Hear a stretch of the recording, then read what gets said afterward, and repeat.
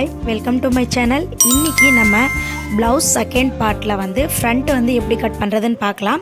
அதாவது first partல நான் back வந்து காமிச்சிருக்கேன். பார்க்காதவங்க கண்டிப்பா அதை பார்த்துட்டு வந்து பாத்தீங்க அப்படினா ஈஸியா புரியும். வாங்க இப்போ வீடியோக்குள்ள போலாம்.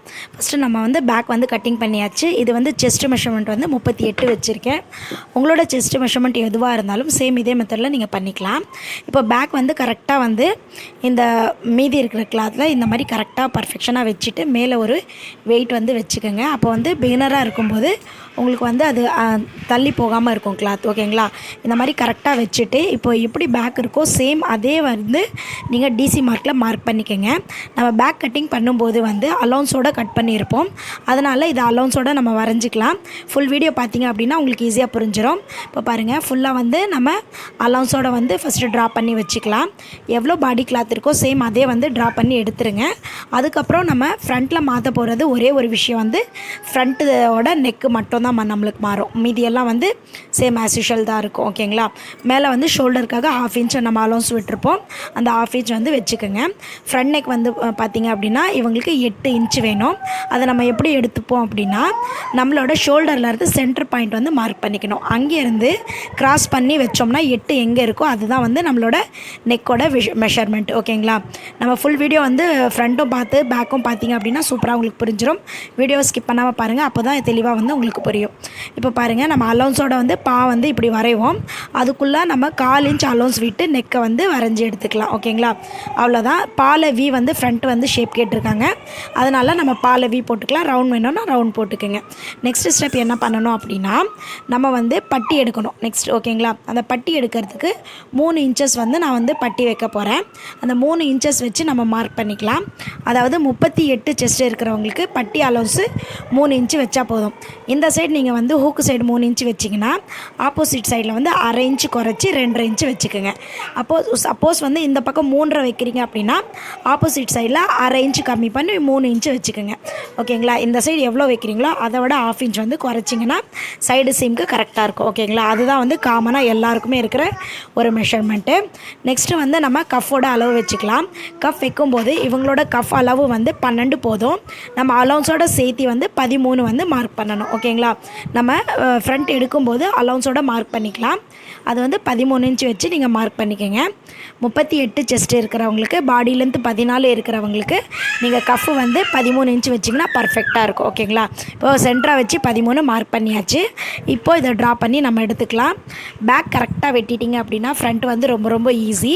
இப்போ பாருங்கள் அந்த நம்ம பட்டிக்கு போட்ட ஷேப்பில் வந்து அழகாக வந்து அப்படியே நம்ம வந்து ஷேப் சேர்த்திக்கலாம். அதே மாதிரி சைடு சீமுக்கு நம்ம பேக் வச்சுருக்கோம் இல்லையா, அதே அளவுக்கு நம்ம கோடு போட்டு எடுத்துக்கலாம். அப்போ ஈஸியாக இருக்கும் உங்களுக்கு கிராஸ் எடுக்கிறதுக்கு. பாருங்கள் அந்த 2.5 இன்ச்சில் கொண்டு போய் நம்ம ஜாயின் பண்ணிடணும். இந்த சைடு 3 இருக்கணும், அந்த சைடு 2 இருக்கணும். ஓகேங்களா? இப்போ ஆமோல் பார்த்திங்க அப்படின்னா நம்ம அலவுன்ஸோடு எடுத்துருக்கோம். ஃப்ரண்ட்டுங்கிறப்போ அந்த ஷேப் கிட்ட மட்டும் நம்ம லைட்டாக குடைச்சா போதும். மேலேயும் சைட்லேயும் குடைக்க வேண்டாம். அது கண்டிப்பாக நோட் பண்ணிக்கோங்க. அந்த சென்டரில் மட்டும் லைட்டாக குடைச்சா போதும். கட்டிங் பண்ணும்போதும் நீங்கள் கவனிச்சுக்கணும் அது. அதே மாதிரி இப்போ நெக்கும் வந்து நம்ம 1/4 இன்ச் அலவுன்ஸ் கொடுத்தாச்சு. கீழே வந்து 13 இன்ச்சு நம்ம அலவுன்ஸோட வந்து மார்க் பண்ணியாச்சு. அதை அப்படியே நம்ம கட் பண்ணி எடுத்துக்கலாம். அதாவது நெக்கும் வந்து நம்ம ஷேப் வந்து வி போட்டிருக்கிறதால வீல எடுத்துக்கலாம். என்ன ஷேப் கேட்குறாங்களோ சேம் அதே ஷேப்பில் எடுங்க. இப்போ பாருங்கள் இந்த எக்ஸ்ட்ரா கிளாத் வந்து சென்டராக இப்படி வந்து கட் பண்ணாமல் நெக்கு மட்டும் எடுத்துட்டிங்க அப்படின்னா இந்த பேலன்ஸ் கிளாத் வந்து நம்ம எல்லாத்துக்குமே யூஸ் பண்ணிக்கலாம் லென்த்தாக இருக்கிறதால. ஏன்னா ப்ளவுஸ் பொறுத்த வரைக்கும் நம்மளுக்கு சின்ன பிட்டு தான் இருக்கும். சின்னதாக கூட வேஸ்ட் பண்ணாமல் கரெக்டாக வச்சு வெட்டிக்குங்க. ஜாயின் போடுற மாதிரி இருந்துச்சுன்னா அந்த கிளாத் வந்து நம்ம யூஸ் பண்ணிக்கலாம். ஹூக்கு பட்டி எல்லாத்துக்குமே நம்ம வந்து யூஸ் பண்ணிக்கலாம். இப்போ இந்த இடத்துல எல் மட்டும் நீங்கள் கரெக்டாக எடுத்துகிட்டு அங்கே ஒரு சைடு சீமுக்கு ஒரு ஜக்கா மீன்ஸ் மார்க்கு போட்டுட்டு சைடு வந்து 2 இன்ச் அலவுன்ஸ் கொடுத்துருப்போம். சேம் அதே வந்து பேக்கை வச்சு நீங்கள் ஃப்ரண்ட்டு வந்து எடுத்துக்கலாம். பாருங்கள் பர்ஃபெக்டாக வந்து ஃப்ரண்ட்டு ரெடி ஆகிடுச்சு. இப்போ இந்த ஃப்ரண்ட்டில் வந்து கஃப் வந்து எப்படி மார்க் பண்ணுறது அப்படிங்கிறதே நான் உங்களுக்கு காமிச்சிடுறேன். அதாவது ஆல்ரெடி வந்து கஃப் எப்படி ஸ்டிச் பண்ணுறதுங்கிற வீடியோவை நான் தெளிவாக தனியாக போட்டிருக்கேன். எல்லாமே நான் டிஸ்கிரிப்ஷன் பாக்ஸில் தரேன். Full blouse cutting video stitching video போட்டிருக்கேன். அதுவும் உங்களுக்கு தேவைப்பட்டுச்சுன்னா போய் செக் பண்ணுங்கள். கண்டிப்பாக யூஸ்ஃபுல்லாக இருக்கும். இப்போ பாருங்கள் கஃபுக்கு வந்து எப்போவுமே இந்த இடத்துல சென்டராக வந்து நீங்கள் மார்க் பண்ணிக்கணும். ஓகேங்களா? அப்புறம் வந்து ஷோல்டர்லேருந்து இந்த ஷேப் எடுத்த பக்கம் நம்ம வந்து சென்டராக மார்க் பண்ணணும். ஓகேங்களா? இந்த மார்க்குக்கும் சென்டரில் தான் நம்ம ஆமோலோட மார்க் வந்து வரணும். நீங்கள் எல்லாமே வந்து கரெக்டாக வாட்ச் பண்ணிட்டீங்கன்னா எல்லாருக்கும் இதே மெத்தட் தாங்க. என் மெஷர்மெண்ட் மட்டும்தான் மாறும். அதனால் காமனாக நீங்கள் கற்று வச்சுக்கிட்டீங்க அப்படின்னா எல்லாருக்கும் இதே ஸ்டைலில் நீங்கள் ஃபாலோ ஃபாலோ பண்ணிக்கலாம். இப்போ பாருங்கள், இந்த 2 அலோன்ஸ் இருக்கு இல்லையா, அதுக்கு சென்டராக தான் உங்களுக்கு இந்த அலோன்ஸ் வந்து வரணும். ஓகேங்களா?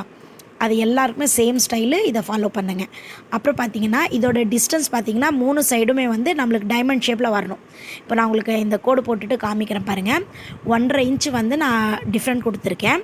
இந்த அலௌன்ஸ் வந்து பார்த்திங்க அப்படின்னா 3 சைடுமே வந்து 1.5 இன்ச் இந்த டைமண்ட் ஷேப் கிடைக்கணும். அப்படி நீங்கள் பண்ணிட்டீங்க அப்படின்னா நீங்கள் பண்ண மெஷர்மெண்ட் வந்து கரெக்டுன்னு அர்த்தம். ஓகேங்களா? 1.5 இன்ச் நம்ம ஸ்டிச் பண்ணுறதுக்கு முன்னாடியே நம்ம வந்து அதை தெரிஞ்சுக்க முடியும்.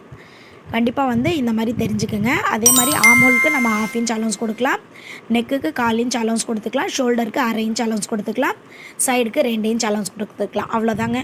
ஃபுல்லாக வந்து ஃப்ரண்ட் முடிச்சாச்சு. அதாவது பேக் பார்த்துட்டு பார்த்தீங்க அப்படின்னா ரொம்ப ரொம்ப இது ஈஸியாக இருக்கும்.